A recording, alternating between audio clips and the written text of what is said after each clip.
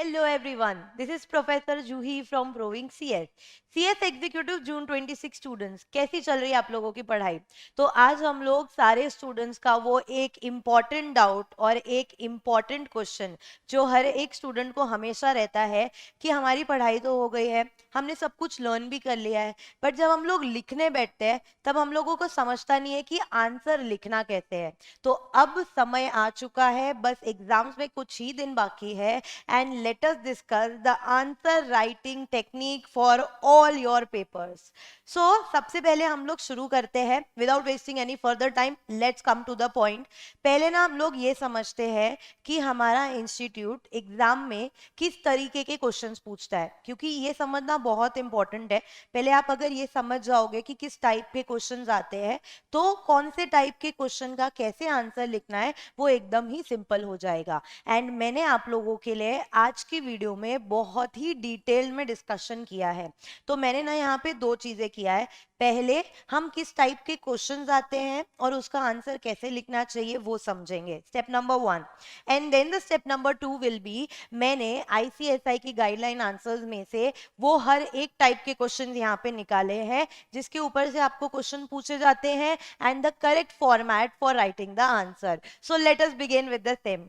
देखो, सबसे पहले ना आपको ये तीन टाइप, मेजरली इस तीन टाइप के क्वेश्चंस आते हैं, जैसे कि obviously and obviously theory questions will be asked, practical questions will be asked and case studies will be asked. देखो, प्रैक्टिकल क्वेश्चंस मतलब हम जो न्यूमेरिकल सॉल्व करते हैं उसकी बात है।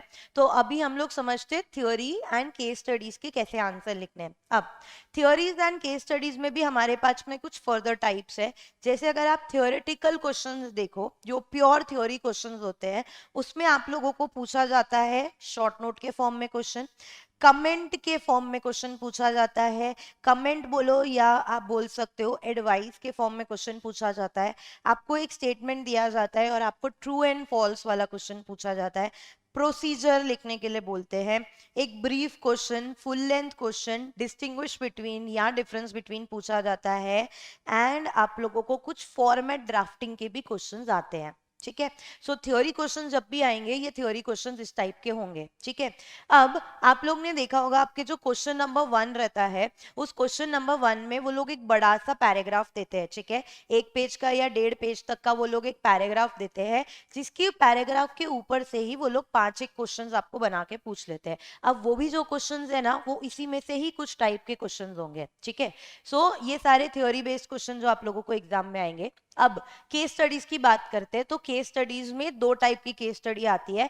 एक उन्होंने हाइपोथेटिकल सिचुएशन बनाया रहता है कि ऐसा हुआ, इस कंपनी ने ये किया, अब इस सिचुएशन में क्या करना है based on the applicable provision. Second case study आती है which is factual, which is based on facts. ठीक है, जो एक्चुअली में ऐसा रियल केस हुआ उसके बेस पे आती है। सो इस दोनों तरीके के क्वेश्चन आते हैं इन योर एग्जाम। ठीक है, सो हम अभी डिस्कस करते हैं कि हमको थ्योरी क्वेश्चंस का आंसर किस तरीके से लिखना है। ओके, सो नाउ सी, देखो सबसे पहला क्वेश्चन जो हम लोगों को आएगा, अगर हम लोग शॉर्ट नोट्स की बात करते हैं। ठीक है, सो शॉर्ट नोट मतलब मैं ना आप लोगों को यहाँ पे ऐसे बोलूंगी कि ये एकदम डायरेक्ट क्वेश्चन के फॉर्म में है। ठीक है, सो इधर है ना हम लोगों को एकदम डायरेक्ट क्वेश्चन आएगा। अब ये डायरेक्ट क्वेश्चन में हम लोगों को अपना आंसर शुरू कैसे करना है। सो आपको जिस भी टॉपिक पे क्वेश्चन पूछा है, ठीक है, जैसे आपको कोई लॉ के प्रोविजन का क्वेश्चन पूछा है या कंसेप्ट एक्सप्लेन करने को बोला है, directly start with explaining that concept और explaining the provision of law. ठीक है, सो आपका पहला ही पॉइंट, आपका पहला पैराग्राफ, आपके पहले पॉइंटर वही होंगे जो आपको कंसेप्ट एक्सप्लेन करने को या प्रोविजन ऑफ लॉ को एक्सप्लेन करने के लिए बोलते हैं। ठीक है, अब अगर उस कंसेप्ट, उस प्रोविजन ऑफ लॉ में कोई भी अमेंडमेंट आया हुआ है, सो आप उस अमेंडमेंट को भी एक्सप्लेन करोगे एंड उसके साथ साथ में लिखोगे। नाउ द सेकेंड थिंग, अब अगर आपको उससे रिलेटेड कोई केस लॉ याद है, अगर आपको कोई केस लॉ आता है तो आप वो केस लॉ भी वहां पे मेंशन कर सकते हो जब आप लॉ का प्रोविजन लिख रहे हो। ठीक है, otherwise simple and straight forward answer, जो कंसेप्ट, जो प्रोविजन ऑफ लॉ पे क्वेश्चन पूछा हुआ है, directly right the answer. You can write it in paragraph also, you can write it in pointers wise also. ठीक है, पहले पूरा सुन लेना, फिर मैं लास्ट में आप लोगों को और कुछ प्रेजेंटेशन टिप्स बताऊंगी जो आप अपने एग्जाम में लिख सकते हो। सो इस वीडियो को एकदम एंड तक देखना, ठीक है। सो ये हो गए हमारे शॉर्ट नोट वाले क्वेश्चन जिसमें आप लोग डायरेक्ट आंसर लिखोगे, ठीक है। Now the second type of question, अब ये ना या तो कमेंट या एडवाइस फॉर्म में होते हैं।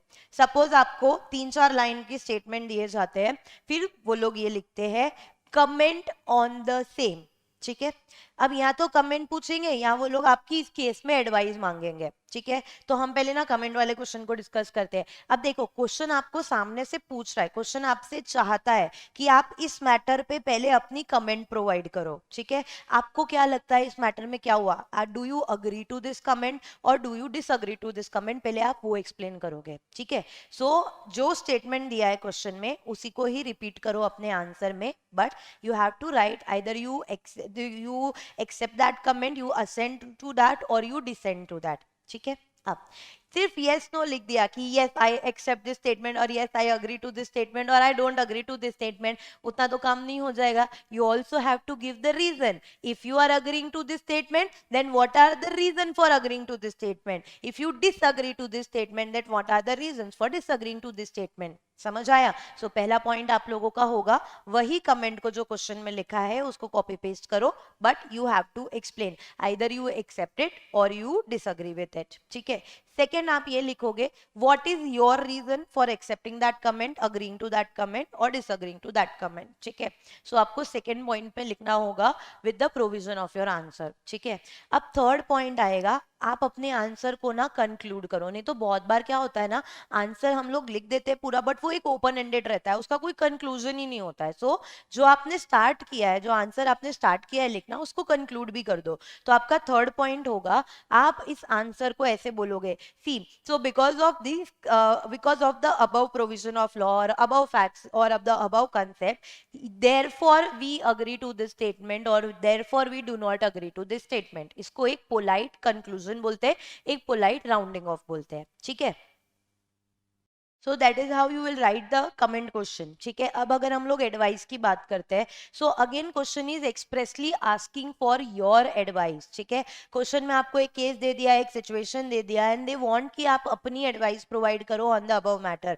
तो आपको भी अपनी एडवाइस प्रोवाइड करनी है कि सपोज मिस्टर एक्स ने ये चीजें किया या ये चीज नहीं किया, या एबीसी लिमिटेड ने ये चीज किया ये चीज नहीं किया, ठीक है। सो आप अपनी एडवाइस दो कि एबीसी लिमिटेड को क्या करना चाहिए था और या मिस्टर एक्स को क्या करना चाहिए था। तो आप अपनी एडवाइस दोगे। अगेन एडवाइस का आंसर एकदम सिंपल होगा, आप पहले प्रोविजन लिख दो, जो भी कंसेप्ट या प्रोविजन आते हैं वो, उसके बाद में आप अपने नीचे लास्ट कंक्लूजन वाले पैराग्राफ में अपनी एडवाइस दो कि हम लोगों को ये मैटर में ऐसा लगता है, ठीक है। सो एक हो गया कमेंट वाला क्वेश्चन, एक हो गया एडवाइस वाला क्वेश्चन, एक हो गई हमारी शॉर्ट नोट, ठीक है। Now the third type is your true and false. So now coming to the next type of question which is in the form of true and false, ठीक है। So true and false and comment type का जो question होता है उसका format कहीं ना कहीं सेम ही है, सिमिलर ही है ऑलमोस्ट। सो आप लोग जैसे कमेंट में पहले वही स्टेटमेंट को, वही क्वेश्चन को कॉपी करते हो, यू अग्री और यू डिसअग्री वो लिखते हो एंड देन आप उसके रीजन लिखते हो और फिर कंक्लूड करते हो आंसर को सेम टू सेम मैनर में। So in same manner you will write the true and false type of questions also. आप स्टेटमेंट जो है वो कॉपी करो, स्टेटमेंट सही है गलत है उसको लिखो, उसका रीजन लिखो नीचे, उसके प्रोविजन ऑफ लॉ को मेंशन करो and then conclude the answer with the same true and false whatever you have agreed और दैट टू द स्टेटमेंट, ठीक है। सो ये हो गए हमारे 3 टाइप। अब नेक्स्ट आते हैं एक अलग टाइप पे which is called as a procedural based answer. जैसे आप लोगों को पूछा है state the procedure for registration of an establishment और state the procedure for incorporation of a company, something like that of question can be asked, ठीक है। तो आपको ऐसे लिखने का, अगर आपको क्वेश्चन पूछा है state the procedure for incorporation of a company, ठीक है। अब आंसर कैसे शुरू होगा, so the answer will start like procedure for incorporation of company are as follows. समझ आया, मतलब जो क्वेश्चन में स्टेटमेंट दिया था उसको कॉपी करके लिखने का। Now very important thing that you need to remember in procedure type of answer is that आपको procedure ना step by step लिखना है, chronology में लिखना है, ठीक है। ऐसा नहीं हो सकता कि कंपनी का COI पहले आ गया और फिर बाद में आप लिख रहे हो कि हमको स्पाइस फॉर्म फाइल करना है। This is not the right case. Step by step पहले आपको फॉर्म भरना है, फॉर्म फाइल करना है, फीस भरनी है, ऐसे करते करते स्टेप होगा। So always remember the procedure based answer will be in the form of chronology, step by step, ठीक है। So that will be how you are writing, going to write the procedure based answer. Okay, now coming to the next, brief question and full length question, ठीक है। So brief question में and full length question में सिर्फ एक चीज का फर्क है कि आप ना यहाँ पे एक चीज को ऐड करते हो। So now see, brief question is आपको क्वेश्चन पूछा हुआ है, अगेन डायरेक्टली आपको ये आंसर लिखना है। सो सीधा जो हमारे प्रोविजन, जो भी डिटेल प्रोविजन है उसको लिख दो। देन अगर आपको कोई केस लॉ याद है उससे रिलेटेड वो लिख दो। अगर आपको कंसेप्ट रिलेटेड कोई एग्जांपल याद है तो वो लिख दो। एंड लास्ट में अपने आंसर को एक प्रिसाइज मैनर में कंक्लूड कर दो कि क्वेश्चन में ये पूछा था, ये कंसेप्ट या ये प्रोविजन ऑफ लॉ इस पे एप्लीकेबल होगा, ये केस लॉ इस केस में आएगा। And then there is a polite rounding off, there is a conclusion कि हमने ये आंसर को लिखा, ठीक है। सो ये ब्रीफ क्वेश्चन के लिए है। जैसे 3 मार्क का क्वेश्चन आपको आ गया या 4 मार्क का क्वेश्चन आ गया वैसे, ठीक है। अब फुल लेंथ क्वेश्चन मतलब 5 मार्क या 8 मार्क का क्वेश्चन आया तब की बात है, ठीक है। सो अगेन आप लोग पहले डिटेल प्रोविजन ऑफ लॉ है वो लिख दोगे। कोई केस लॉ अगर आपको याद आता है या कोई केस लॉ है इस मैटर से रिलेटेड वो लिख दो। अब कौन से कोर्ट ने ये जजमेंट दिया था या कौन से लोग ने ये जजमेंट दिया था वो लिख दो। एग्जाम्पल लिखो इससे रिलेटेड एंड लास्ट में अगेन आंसर को कंक्लूड करो, ठीक है। सो ब्रीफ क्वेश्चन में एंड फुल लेंथ क्वेश्चन में सिर्फ इतना फर्क है कि आप इसको एक पॉइंट और ऐड करोगे अगर आपको याद रहता है तो, ठीक है। एंड लास्ट में आपको कंक्लूजन जरूर करना है। अब मैं आपको एक छोटा सा टिप दूंगी, जब भी आप लोग केस लॉ लिखते हो, ठीक है, अगर आपको केस लॉ याद रहता है तो आप आंसर में मेंशन करो। एंड दैट टू अगर करेक्ट केस लॉ याद रहता है तभी। अगर आपको केस लॉ याद नहीं है या आपको केस लॉ नहीं आता है तो you can kindly skip that point, मतलब आप फिर वो केस लॉ को मत लिखो, लेकिन गलत केस लॉ लिख के मत आना, ठीक है। सो यहाँ पे आप इस चीज को कर सकते हो। हाँ, लेकिन इंपॉर्टेंट इज कि अगर आप जितना अपने कंसेप्ट को जब एक्सप्लेन करते हो उसके साथ अगर आप एग्जाम्पल लिख पाते हो तो सबसे बेस्ट होगा। Example please try to write in your case, ठीक है। सो जो भी कंसेप्ट से रिलेटेड एग्जाम्पल है ना उसको लिखो। Okay, so judicial case law you can skip if you don't remember. गलत मत लिखना, लेकिन एग्जाम्पल आप लोग प्लीज लिखना, ठीक है। सो कहीं ना एग्जामिनर को समझ में आता है कि आपको कंसेप्ट कितने अच्छे से याद है, आपको कितने अच्छे से वो चीज समझी है। और जितने ज्यादा एग्जाम्पल, सी हम लोग भी जब पढ़ते हैं तो हम लोग को क्यों हर चीज में हम लोग एक एक लाइन में एक एक कंसेप्ट में एग्जाम्पल रहते हैं, याद रहता है जल्दी से, कंसेप्ट पूरा का पूरा क्लियर हो जाता है। So that is the thing you have to do, ठीक है। सो ये हो गए हमारे थ्योरी बेस्ड। अब लास्ट में आता है एक डिस्टिंग्विश बिटवीन का question. Distinguish between is your difference between, ठीक है। डिफरेंस बिटवीन लिखने के 2 तरीके हैं, ठीक है। वो 2 तरीके ये है कि अगर आपने, जैसे हम लोग बचपन से जो डिफरेंस बिटवीन देखते आ रहे हैं वो एक टैबुलर फॉर्म में देखते आ रहे हैं, ठीक है। सो आप लोगों को अगर डिफरेंस दिया है, explain the difference between bank and NBFC. अब ध्यान से सुनना, अगर आप लोगों को यहाँ पे पॉइंट ऑफ डिफरेंस उसका आता है, ठीक है, अगर जैसे यहाँ पे इसका मीनिंग हो गया, ठीक है, ऐसे अगर आप लोगों को अलग अलग ये चीज याद रहती है, इधर पॉइंट ऑफ डिफरेंस याद रहते हैं, तभी आप डिफरेंस बिटवीन के क्वेश्चन को इस टैबुलर फॉर्म में लिखना, समझा। लेकिन अगर आप लोगों को ये पॉइंट ऑफ डिफरेंस याद नहीं रहता, मुझे नहीं याद है स्पेसिफिक क्या आना चाहिए, स्पेसिफिक पॉइंट कैसे बनाऊं मैं, उसका वर्ड कैसे बनाऊं, तो अगर आपको सिर्फ पॉइंटर्स याद है तो आप इसको पैराग्राफ फॉर्म में लिखो। आपने पहले बैंक से रिलेटेड पॉइंट्स लिख दिए, देन एनबीएफसी से रिलेटेड पॉइंट्स लिखो, समझ आया। सो डिफरेंस बिटवीन का क्वेश्चन किस तरीके से आंसर करोगे, 2 चीजें हैं। अगर आपको पॉइंट ऑफ डिफरेंस हर एक पॉइंट के याद रहते हैं सो टैबुलर फॉर्म में वो आंसर लिखो। If you can not remember that thing then you can write it in that paragraph form. पहले बैंक लिख दिया, उसके पॉइंटर्स लिखे, फिर एनबीएफसी लिखा, उसके पॉइंटर लिखे, समझ में आया। सो this is how you will present the answer for distinguish between, ठीक है। अब फॉर्मेट ड्राफ्टिंग, देखो फॉर्मेट ड्राफ्टिंग वो होता है जैसे कंपनी लॉ में आपको बहुत सारे ऐसे क्वेश्चन पूछे होते हैं, draft notice, draft resolution, draft minutes of board meeting, draft agenda, ऐसे अलग अलग क्वेश्चन आप लोगों को पूछे रहते हैं। सो मेरा मानना ये है कि फॉर्मेट ड्राफ्टिंग जब मैं आपको वो फॉर्मेट दिखाऊंगी और बताऊंगी तो ज्यादा बेटर होगा। मतलब कि हम लोग पहले अभी केस लॉ का आंसर कैसे लिखते हैं वो देख लेते हैं, फिर जो मैं आपको बोला था कि जो हमने क्वेश्चन एंड आंसर दोनों निकाले हुए हम फॉर्मेट ड्राफ्टिंग को तब देखते हैं, ठीक है, ताकि आपको एक अच्छी तरीके से फॉर्मेट याद रहे। ओके, सो अभी तक के हम लोग कंक्लूड करते हैं जो थ्योरी बेस्ड क्वेश्चन है, थ्योरी बेस्ड क्वेश्चन के आंसर कैसे लिखने हैं। तो सबसे पहला टाइप हमारे पास में था short note. Short note is a direct question, just जो भी आपका आंसर है वो डायरेक्टली लिखना चालू कर दो, ठीक है। Comment based question, true and false question, तो जो क्वेश्चन दिया हुआ है उसी को कॉपी करो, फिर अपना कमेंट ऐड करो या उसमें ट्रू एंड फॉल्स लिखो। अब ट्रू एंड फॉल्स या कमेंट वाले क्वेश्चन में क्यों आपने यस लिखा, नो लिखा, जो भी है आपको वो एक्सप्लेन भी करना पड़ेगा, रीजन भी देना पड़ेगा। So second paragraph will be your reason, third point will be your conclusion of the entire answer, ठीक है। फिर अगर प्रोसीजरल बेस्ड क्वेश्चन आते हैं, so please remember that procedure based question में पहला तो आप क्या प्रोसीजर पूछा है वही आपका हेडिंग होगा आंसर में। अब जब आप प्रोसीजर लिखते हो तो वो पॉइंट स्टेप बाय स्टेप होना चाहिए, पॉइंट बाय पॉइंट होना चाहिए। ऐसा नहीं कि लास्ट वाला स्टेप पहले, पहले वाला स्टेप लास्ट, ये खिचड़ी नहीं पकानी है, स्टेप बाय स्टेप लिखना है, ठीक है। So that will be your procedural based question. Next is brief question and full length question. तो ब्रीफ क्वेश्चन में आप डायरेक्टली कंसेप्ट या प्रोविजन ऑफ लॉ लिख दो, अगर केस लॉ याद है वो लिख दो, आपके आंसर में कुछ एग्जाम्पल है वो लिख दो, एंड लास्ट में उसको कंक्लूड करो। फुल लेंथ वाले क्वेश्चन में again detail provision of law लिखो, केस लॉ याद है वो लिखो, अगर जजमेंट कौन सी कोर्ट ने दिया है वो याद है तो भी लिख दो, एंड लास्ट में example and a polite conclusion, ठीक है। देन आता है distinguish between and format drafting. Distinguish between में दो चीजें करना है, अगर आपको हर एक पॉइंट ऑफ डिफरेंस याद है तो आप वो डिफरेंस को लिखो, अगर आपको नहीं याद है तो आप पैराग्राफ फॉर्म में लिखोगे, पहले बैंक दूसरा एनबीएफसी, तो पहले बैंक के सारे पॉइंट देन एनबीएफसी के सारे पॉइंट। क्लियर? फॉर्मेट ड्राफ्टिंग अभी हम लोग बस केस लॉ के क्वेश्चन देखते हैं, उसके बाद में सॉल्व करते हैं, ठीक है। अच्छा, अब मैं डिस्क्रिप्शन में ये पूरा का पूरा पीडीएफ एंड जो क्वेश्चन एंड आंसर हम लोग डिस्कस करेंगे दोनों डिस्क्रिप्शन में अटैच कर दूंगी, उसको आप लोग रिफर कर सकते हो, ठीक है। चलो अब केस लॉ देखते हैं।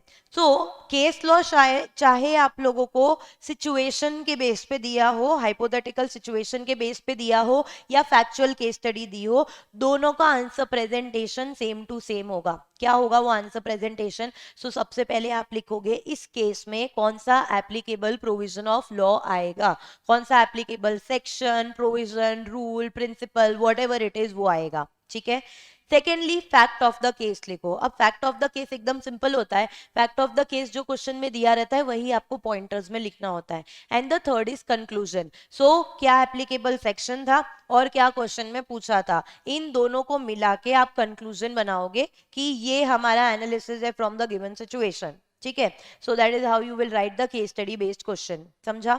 अब एक डाउट होता है कि कुछ लोग ना पहले फैक्ट्स ऑफ द केस लिखते हैं, फिर एप्लीकेबल प्रोविजन लिखते हैं और फिर कंक्लूजन लिखते हैं। मैम क्या हम लोग भी इस तरीके से लिख सकते हैं? Answer is yes, definitely yes, लिख सकते हो, बट मैं अभी आपको ना एक मस्त अच्छा सा लॉजिक समझाती हूँ इसमें। देखो, केस स्टडी पूछिए एग्जामिनर को, फैक्ट्स ऑफ द केस तो अपने को पता है, हम लोगों ने क्वेश्चन में से ही लिखा हुआ है, तो इधर कुछ नया नहीं किया आपने। लेकिन उस केस के लिए जो एप्लीकेबल प्रोविजन है अगर आप वही पहले लिख देते हो, सो एग्जामिनर एकदम पहले ही नजर में ये जज कर लेगा कि भाई इसने क्वेश्चन से रेलेवेंट प्रोविजन लिखा है या कोई और प्रोविजन लिखा है, तो यही आपका सही हो जाएगा ना, तो फिर आगे का आंसर ऑलमोस्ट सही हो जाएगा, वैसा होता है, ठीक है। सो पहले जो प्रोविजन एप्लीकेबल है इस केस का वो लॉजिकली लिखोगे तो बेटर होगा, otherwise you can write this format also, no problem, no problem at all, but to have a better understanding and to have a better purpose आप पहले प्रोविजन लिख दो, फिर फैक्ट्स ऑफ द केस, कुछ नहीं question में से ही लिखना है आपको पॉइंटर वाइज, बट ध्यान रखना फैक्ट्स ऑफ द केस में पूरा का पूरा क्वेश्चन कॉपी नहीं करना होता है, उसमें पॉइंटर वाइज कि क्या क्या हुआ वो मेन हाईलाइट लिख दो, and then you will do the conclusion कि here from the above case we conclude that this thing has to be done और this thing has not to be done, ठीक है। सो ये case study based answer writing के format.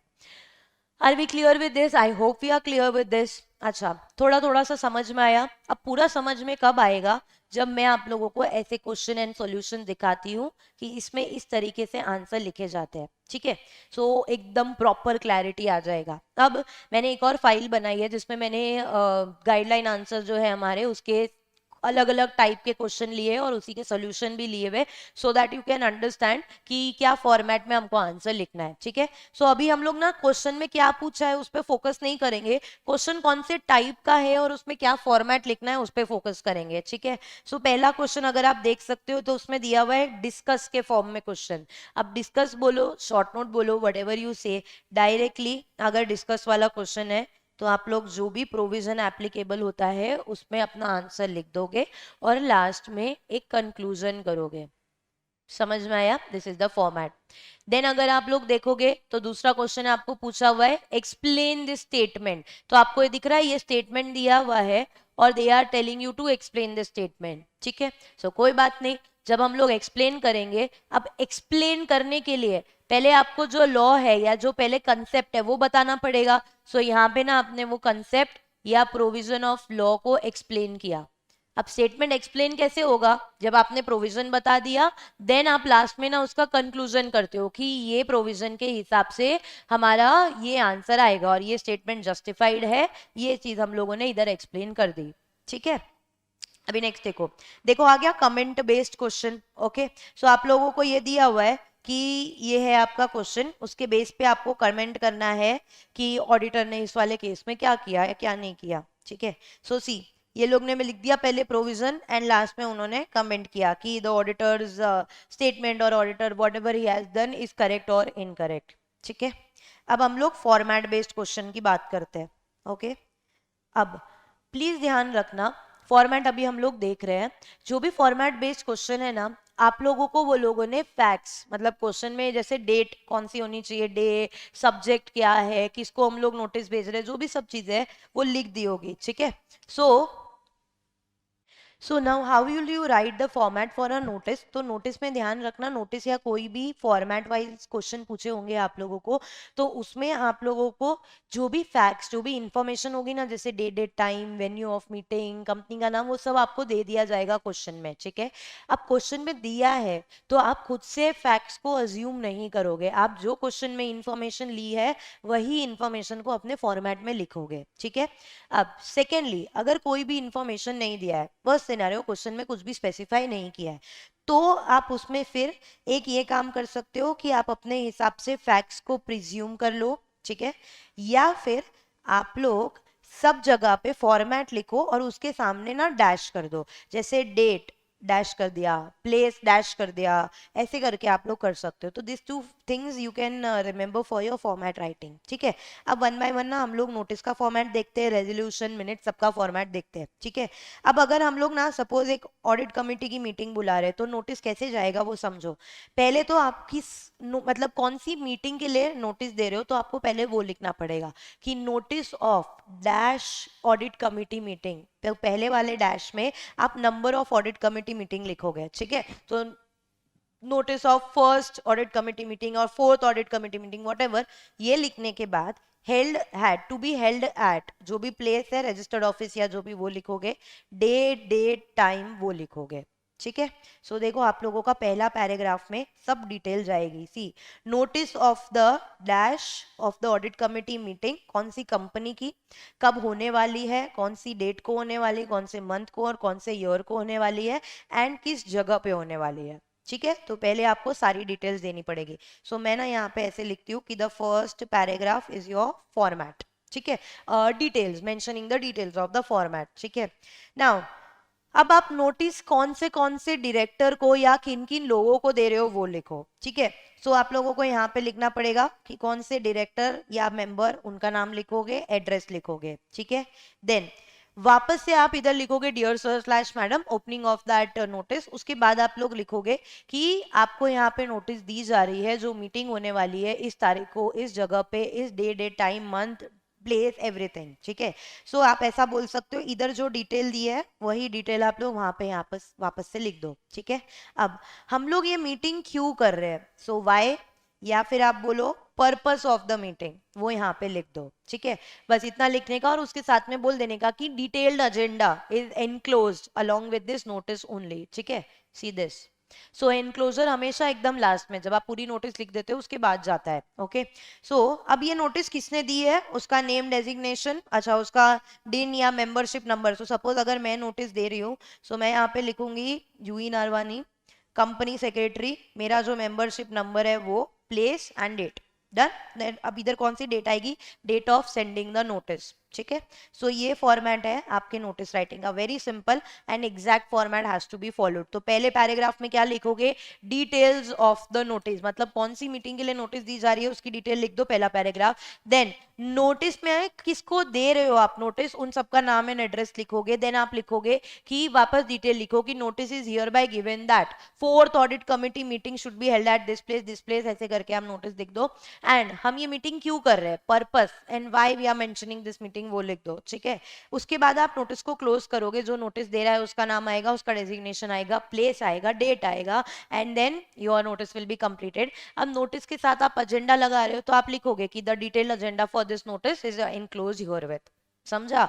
तो ये आपके notice का फॉर्मेट है, ओके। अब नेक्स्ट वाला जो फॉर्मेट है, इट्स रिगार्डिंग अ रेजोल्यूशन, ठीक है। सो हम एक रेजोल्यूशन पास कर रहे हैं रीअपॉइंटमेंट ऑफ इंडिपेंडेंट डायरेक्टर के बारे में। अच्छा, इंडिपेंडेंट डायरेक्टर का reappointment always and always has to be confirmed by the members in the general meeting, ठीक है। सो आप स्पेशल रेजोल्यूशन को ड्राफ्ट करोगे, ओके। अब स्पेशल रेजोल्यूशन ड्राफ्ट होगा and also they have asked you कि आपका कौन से टाइप का रेजोल्यूशन पास होगा। तो ऑब्वियसली हमने क्या बोला, कौन सी मीटिंग में पास होगा वो लिख दो पहली लाइन में, एंड कौन सा रेजोल्यूशन होगा। सिंस इंडिपेंडेंट डायरेक्टर को जब सेकंड टेन्योर के लिए अपॉइंट किया जाता है, सो एजीएम में अपॉइंट किया जाता है बाय पासिंग स्पेशल रेजोल्यूशन, तो यहाँ पे लिख दो। तो हमने ये लिख दिया। अब कोई भी रेजोल्यूशन होता है, चाहे वो बोर्ड मीटिंग का हो चाहे वो यहाँ पे हो, हमेशा एंड हमेशा वो रेजोल्यूशन स्टार्ट ऐसे होता है, रिजॉल्व्ड दैट, ओके। ये आपका पहला पैराग्राफ। नाउ अगर आपका रेजोल्यूशन एक पैराग्राफ में खत्म नहीं होता है and suppose you want to write second paragraph also, तो वहां पे आप ऐसे लिखते हो, फर्दर रिजॉल्व्ड दैट, समझा, इस तरीके से जाएगा, ओके। सो अगर पहला पैराग्राफ है रेजोल्यूशन है तो आप लिखोगे रिजॉल्व्ड दैट, सेकेंड पैराग्राफ है कंटिन्यूइंग है तो आप लिखोगे further resolved that, okay. And the language, the tone will be in the passive voice, ठीक है। पैसिव वॉइस में आप लोग अपने रेजोल्यूशन को लिखोगे, ओके। देखो आ गया रिजॉल्व दैट, ठीक है। देन फर्दर रिजॉल्व दैट और रिजॉल्व फर्दर दैट, जो भी आप लिखना चाहो, जो भी कंफर्टेबल हो, आपको याद रहे वो चीज आप लिख सकते हो, okay. Now the next is, अब हम लोगों को, तो हमने देखा नोटिस राइटिंग कैसे करनी है, हमने देखा रेजोल्यूशन, स्पेशल रेजोल्यूशन ड्राफ्ट कैसे करना है, ठीक है। अब थर्ड आप लोगों को फॉर्मेट पूछा है नोटिस ऑफ ईजीएम, ठीक है। ईजीएम की नोटिस देनी है, ओके। और देखो ईजीएम की नोटिस देनी है, स्पेशल बिजनेस पास होने वाला है, तो अगर नोटिस के साथ अभी क्या जाने वाला है, एक्सप्लेनेटरी स्टेटमेंट, ठीक है। सो अब देखो नोटिस कैसे दी है, कौन सी कंपनी है वो लिख दो, रजिस्टर्ड ऑफिस, ये सारी चीज को। नोटिस हमेशा एंड हमेशा कंपनी के लेटर हेड में जाती है, प्लीज रिमेंबर। अब अपने क्वेश्चन में ध्यान से देखोगे तो आप लोगों को उन्होंने कुछ भी नहीं लिखा है, ना कंपनी का नाम लिखा है, ना डेट डे टाइम, कुछ भी नहीं लिखा है, खाली इतना बोला है ईजीएम की नोटिस देनी है और पर्पस दे दिया है कि किसके लिए हम लोग ये नोटिस दे रहे हैं, ठीक है। सो आप लोगों को सब फैक्ट्स अज्यूम करने पड़ेंगे, या तो सबसे बेस्ट तरीका है सब लिखो और सामने डैश डैश कर दो, ज्यादा सोचने की भी मेहनत नहीं लगेगी। सो हमेशा एंड हमेशा कंपनी के लेटर हेड पे जाती है नोटिस, तो यहाँ पे आप लोग लिख दो वो लेटर हेड कंपनी का। देन लिखने का कि notice is hereby given that EGM of the members of the company will be held at day date time address, and किस चीज के लिए हम लोग ईजीएम रख रहे हैं, सो स्पेशल बिजनेस, उसके लिए ईजीएम रख रहे हैं। देखो रेजोल्यूशन चालू हो गया, रिजॉल्व दैट, ओके। देन अच्छा स्पेशल बिजनेस है इसीलिए एक्सप्लेनेटरी स्टेटमेंट भी देना पड़ेगा। एक्सप्लेनेटरी स्टेटमेंट का मतलब क्या है, that is we are explaining कि हम क्यों ये रेजोल्यूशन पास करना चाहते हैं। तो इधर कुछ नहीं, ज्यादा कोई फॉर्मेट नहीं, सिंपल रीजन लिखने होते हैं कि हम लोग ये क्यों कंसिडर कर रहे हैं। सो बोर्ड ऑफ द कंपनी को लगता है कि हमको ये बिजनेस पास करना चाहिए, इसके लिए हम लोग ये चीज कर रहे हैं, बस इतना ही आप लोगों को लिखना है, ठीक है। सो ये हो गया specimen of the notice, sorry specimen of the notice of EGM along with the explanatory statement, ठीक है। अब नेक्स्ट वाला फॉर्मेट है आपका which is called as minutes of the board meeting. Okay, so minutes of the board meeting कैसी लिखी जाती है, मोस्ट इंपॉर्टेंट थिंग, आइए देखते हैं। अब minutes of the board meeting को भी हम ऐसे लिखेंगे, पहले कंपनी का नाम लिखेंगे, कौन से नंबर की बोर्ड मीटिंग है वो लिखेंगे, डे डेट टाइम प्लेस लिखेंगे, और एक चीज यहाँ पे जो ऐड होगी वो होगा मीटिंग चालू कितने बजे हुई और मीटिंग कंक्लूड कितने बजे हुई। समझ आया कुछ? So minutes of the fourth board meeting of ABC Private Limited held at day, date, time, place and starting from 11 a.m. to 12 a.m. ऐसे आप 12 p.m. वैसे आप लोग लिखोगे, ठीक है। नीचे इसके बाद तुरंत ही आता है इस मीटिंग में कौन कौन लोग प्रेजेंट थे वो लिखो। अब बोर्ड ऑफ डायरेक्टर के साथ साथ में कंपनी सेक्रेटरी, सीएफओ, सीईओ वो लोग भी प्रेजेंट हो सकते हैं, ठीक है। तो देखो सबसे पहला प्रेजेंटी में जो नाम आएगा वो बोर्ड ऑफ डायरेक्टर्स के आएंगे, ठीक है। सो जितने भी बोर्ड ऑफ डायरेक्टर प्रेजेंट थे उनका नाम लिखने का। सो सी इधर दिख रहा है प्रेजेंट, तो इधर लिस्ट में सिर्फ और सिर्फ डायरेक्टर्स प्रेजेंट वो पहले लिखोगे, नंबर 1। देन अगर कंपनी के सीएस, सीएफओ, सीईओ या कोई और स्पेशल इनवाइटी भी आए हैं तो आप सेकंड में लिखोगे इन अटेंडेंस, ठीक है। तो सेकंड पॉइंट में आप लोग लिखोगे इन अटेंडेंस जो भी लोग प्रेजेंट है वो, ठीक है। अब आप नीचे से चालू करोगे the minutes of the meeting. सबसे पहले 2 पॉइंट आपको कंपलसरी, 2 से 3 पॉइंट आपको कंपलसरी स्टार्टिंग में ही लिखने होते हैं। वो होता है कि इस मीटिंग का चेयरमैन कौन होगा, चेयरपर्सन कौन होगा, उसको अपॉइंट किया जाएगा, यूनानिमसली इलेक्ट किया जाएगा। तो आप पहला चीज लिख दोगे that is chairman of the meeting. अच्छा ऐसा भी हो सकता है इस मीटिंग में कोई प्रेजेंट ना रहा हो, मतलब लीव ऑफ एब्सेंस, तो कौन एब्सेंट है उसके बारे में भी लिखना पड़ेगा। So leave of absence was granted to this person, वो। Third, confirmation of the previous year का, प्रीवियस मीटिंग का मिनट्स, तो वो भी हम लोग यहाँ पे लिखेंगे। अब जो भी हमारे इस मीटिंग का रेजोल्यूशन है वो पास करेंगे। सो देखो वापस आ गया resolve that and further resolve that और रिजॉल्व फर्दर दैट, ठीक है। अब अगर हमारे मीटिंग के सारे एजेंडा खत्म हो गए, सारे के सारे एजेंडा डिस्कस हो गए, तो आप लास्ट में एक चीज लिखोगे जिसको बोलते हैं vote of thanks. Vote of thanks का मतलब ये हुआ कि हम लोगों ने एजेंडा में जितने भी आइटम्स थे वो सारे डिस्कस कर दिए and the meeting is hereby concluded with a vote of thanks to the chair. समझा? एंड लास्ट में अब आप लोगों को देखो मिनट साइन करेगा कंपनी का चेयरपर्सन, जो पॉइंट हुआ था, तो चेयरपर्सन का साइन आएगा। मिनट्स, मिनट्स बुक में कब एंटर हुई उसकी डेट आएगी और वो चीज हम लोगों को यहाँ पे लिखनी है, ठीक है। सो ये बनेगा आपका मिनट्स ऑफ द मीटिंग। फटाफट से वापस सुन लो, the opening paragraph will be meeting के बारे में सब कुछ डिस्क्राइब करेगा वो। देन नेक्स्ट 2 चीजें, इस मीटिंग में प्रेजेंट कौन था।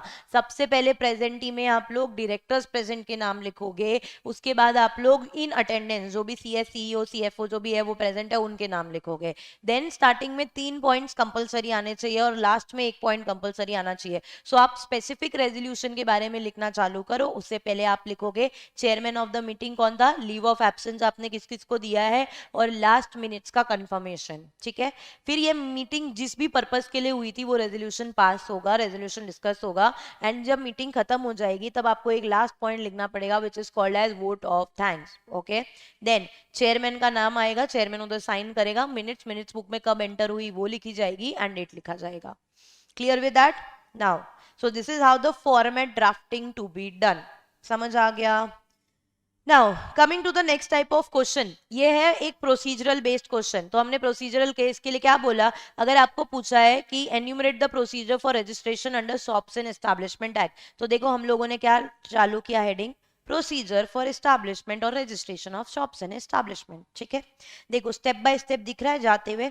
स्टेप 1 में ये होगा, एप्लीकेशन सबमिट होगा, उसके साथ डॉक्यूमेंट सबमिट होंगे, उसके बाद में हम लोग एप्लीकेशन जो रिसीव करेगा वो क्या करेगा, चेक एंड एग्जामिन करेगा। ऐसे स्टेप बाय स्टेप प्रोसीजर जाएगा एंड लास्ट में यू विल कंक्लूड कि this is how the registration procedure to be done. Okay, अब आ जाओ डिफरेंशिएट बिटवीन के क्वेश्चन। तो मैंने जानबूझ के अलग अलग टाइप के जो डिफरेंस बिटवीन एग्जाम में पूछे गए हैं वो यहाँ पे निकाले हैं। तो आप कुछ डिफरेंस बिटवीन देखोगे तो टैबुलर फॉर्म में, नीचे के डिफरेंस बिटवीन आपको देखने को मिलेंगे तो देखो ये पैराग्राफ के फॉर्म में, ठीक है, दिख रहा है। सो मैंने क्या बोला आप लोगों को, अगर आप पॉइंटर को याद रख सकते हो so well and good, please right it in that table form, tabular form. अगर आपको हर एक पॉइंटर डिफरेंस नहीं याद रहता सो आप लोग उसको पैराग्राफ फॉर्म में लिख दो। समझ आ गया ये? सो this is how you will deal with the entire matter. And with this the answer writing for everything is over. But मैं लास्ट के कुछ आपको प्रेजेंटेशन टिप्स देना चाहूंगी, प्लीज अभी उसको ध्यान से सुन लो. Now the presentation tips for the entire paper. ठीक है, तो ये है कि देखो, ऐसे भी आप लोगों को 15 मिनट एक्स्ट्रा मिलता ही है पेपर रीड करने के लिए, तो उसमें ना एक बार गो थ्रू कर लो पूरे पेपर को. ठीक है, एकदम सिंपल शॉर्टकट ट्रिक बता रही हूँ. जब क्वेश्चन बहुत बड़ा दिखे आपके क्वेश्चन पेपर में, 1 पेज का या 1.5 पेज का सिर्फ आपको क्वेश्चन ही दिख रहा है, ट्रिक ये होती है कि उस क्वेश्चन को पढ़ के नर्वस नहीं होना होता है. आपको पहले ना एक काम करने का, लास्ट के जो 2-3 स्टेटमेंट है ना, 2-3 लाइन ऑफ द क्वेश्चन है, पहले वो पढ़ लो, तो आपको ना ये समझ में आएगा कि क्वेश्चन किसके बारे में पूछा हुआ है. उसके बाद ऊपर की कहानी बाद में पढ़ो. ठीक है, सो पहले before you attempt to write the paper, घाई घाई में हम लोग सीधा लिखना शुरू हो जाते हैं, वो मत करना.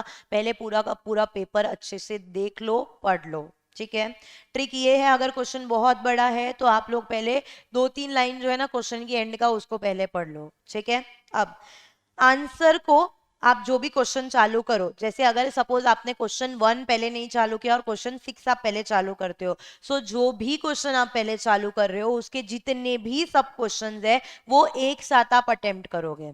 समझ में आया? तो जैसे आपने क्वेश्चन 6 चालू किया, 6 के अंदर 6 A B C D ऐसे है, तो 6 अटेम्प्ट कर रहे हो तो उसका A B C एक साथ जाना चाहिए. ऐसा नहीं कि मैं क्वेश्चन 6 का A अभी लिखता हूँ, क्वेश्चन 1 का B लिख देता हूँ, खिचड़ी नहीं पकानी है. ठीक है, तो जो क्वेश्चन चालू किया है वो चीज करो. सेकेंडली, हर एक सब क्वेश्चन को और हर एक क्वेश्चन को नया क्वेश्चन नए पेज पे चालू करो. ठीक है. थर्ड, अपने पेपर प्रेजेंटेशन में आप एक अच्छा चीज ये कर सकते हो, अगर आपके पास टाइम बचता है तो ट्राई करना नीट एंड क्लीन ही अपना पेपर रखो. अगर टाइम बचता है तो जो भी इंपॉर्टेंट कीवर्ड्स है उसको पेंसिल से आप अच्छे से अंडरलाइन कर लो, मार्क कर लो. Okay, and the last question I would like to solve for all of you is that, हम लोग ना हमेशा, मुझे बहुत सारे स्टूडेंट्स हमेशा पूछते हैं कि अगर 5 मार्क का क्वेश्चन आता है तो मुझे कितने पेपर में, मतलब कितना लेंथ ऑफ द आंसर लिखना है. And my genuine advice to you, always and always, हम प्रोफेशनल एग्जाम लिख रहे हैं, हम कोई नॉर्मल एग्जाम नहीं लिख रहे. प्रोफेशनल एग्जाम में the length of the answer does not matter, the content of the answer and the presentation of the answer matters. So कभी भी अगर 5 मार्क का क्वेश्चन है और वो अगर आधे पेज में खत्म हो जा रहा है, सो अननेसेसरीली आप उस आंसर को बढ़ाओ मत. आधे पेज में खत्म हो जा रहा है, आपने सारे कंसेप्ट्स के सारे इंपॉर्टेंट पॉइंट्स उसमें लिख दिए, so that's it with it, you do not have to extend the answer. Okay, अगर वो आंसर प्रॉपरली अगर 5 मार्क का है और 2 पेज तक भी जा रहा है, बट ये 2 पेज आपने लेंदी नहीं किए, ये 2 पेज आपके क्वेश्चन में ही पूछे हुए, मतलब वो उतना बड़ा क्वेश्चन है जिसका आपको आंसर लिखना है. So that is the case. So always remember, 5 mark के क्वेश्चन में भी you do not, never ever focus on the length of the answer, always focus on the content of the answer. ठीक है, so with this I hope मैंने एकदम detail में सारे के सारे क्वेश्चंस को कैसे आंसर लिखना है, कैसे सॉल्व करना है, वो मैंने कवर कर लिया.